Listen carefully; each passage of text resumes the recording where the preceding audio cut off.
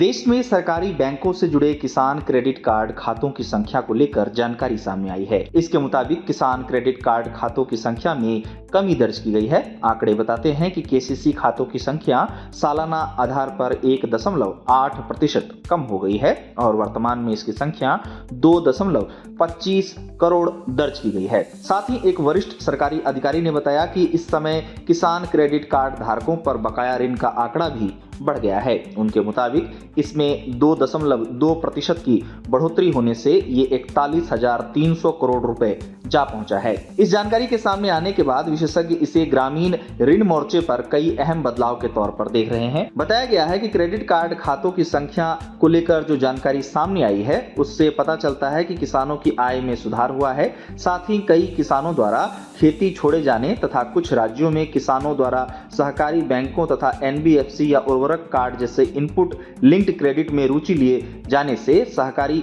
बैंकों से ऋण की निकासी में कमी दर्ज की जा रही है। वहीं एक अन्य अधिकारी ने सरकारी बैंकों से जुड़े किसान क्रेडिट कार्ड की संख्या में कमी आने का कारण केसीसी खातों की जांच ज्यादा सख्ती से किए जाने को बताया। एक मत ये भी है कि कुछ किसान ऋण के लिए अब पीएम किसान योजना या कृषि अवसंरचना कोष जैसे योजनाओं की ओर रुख कर रहे हैं। साथ ही इसके पीछे छोटे छोटे एनपीए खातों को अब एक मुश्त समझौते के माध्यम से निपटाए जाने के कारण कई किसान क्रेडिट खाते बंद हो गए हैं, ऐसा बताया जाता है। गौरतलब है कि किसान क्रेडिट कार्ड योजना पर्याप्त समय में किसानों को ऋण उपलब्ध कराने के लिए सरकार द्वारा शुरू की गई एक बेहतरीन योजनाओं में से एक है। इसमें सरकार द्वारा किसानों को 2% की ब्याज सहायता और 3% का शीघ्र पुनर्भुगतान प्रोत्साहन प्रदान किया जाता है, जिससे उन्हें 4% प्रतिवर्ष की अत्यंत रियायती दर पर ऋण मुहैया कराया जाता है।